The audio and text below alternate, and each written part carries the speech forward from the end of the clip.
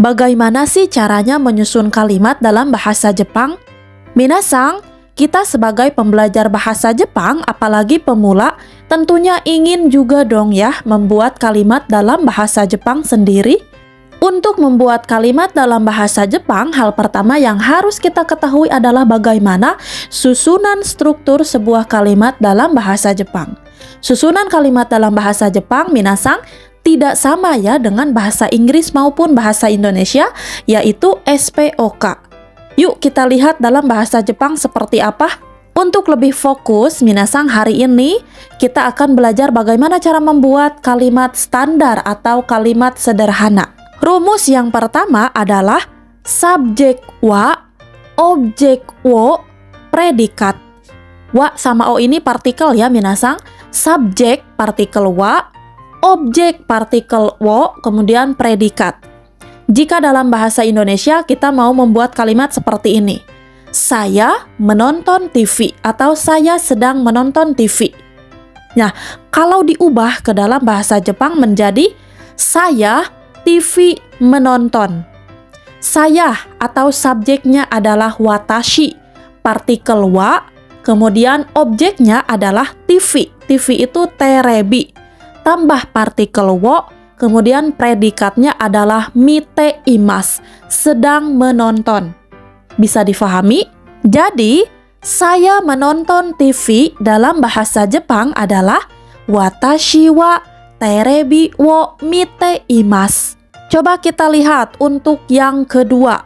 Rumusnya subjek wa predikat. Nah, contohnya saya menonton.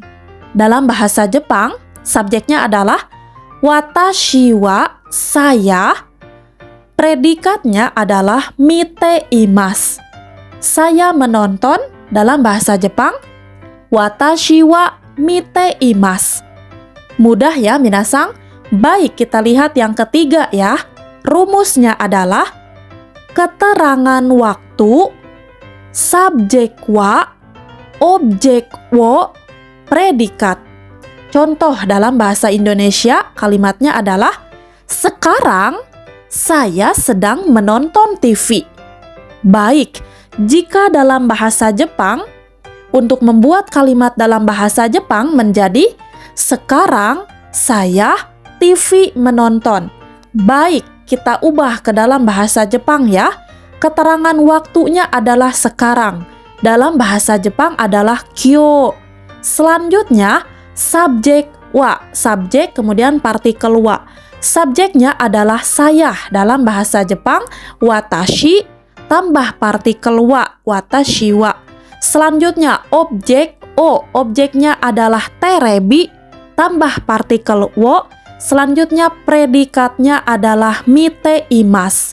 Sekarang saya menonton TV. Dalam bahasa Jepang adalah kyo watashi wa terebi wo mite imas. Gampang kan? Baik, kita lihat untuk rumus yang keempat. Subjek ga, keterangan waktu wa, predikat. Dalam bahasa Indonesia, contoh kalimatnya saya sekarang menonton. Subjek ga ya. Subjeknya adalah watashi, kemudian tambahkan partikel ga, watashi ga.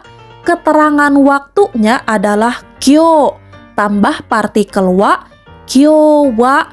Predikatnya mite imas. Saya sekarang menonton. Dalam bahasa Jepang, watashi ga kyo wa mite imas. Mudah ya. Selanjutnya minasang, yang terakhir rumusnya adalah subjek wa, keterangan no, objek wo, predikat. Dalam bahasa Indonesia kita akan membuat kalimat seperti ini. Saya membaca kamus Jepang. Nah, kalimat ini kalau kita ngikutin rumusnya menjadi saya Jepang kamus membaca. Baik, kita ubah ke dalam bahasa Jepang sesuai rumus ya. Subjek wa, subjeknya adalah watashi, partikel wa, watashi wa. Selanjutnya keterangan no. Keterangannya adalah nihong, Jepang. No, partikel no, nihong no. Kemudian objek o, objeknya adalah jisho, kamus. Kemudian gunakan partikel wo. Predikatnya adalah yonde imas, sedang membaca.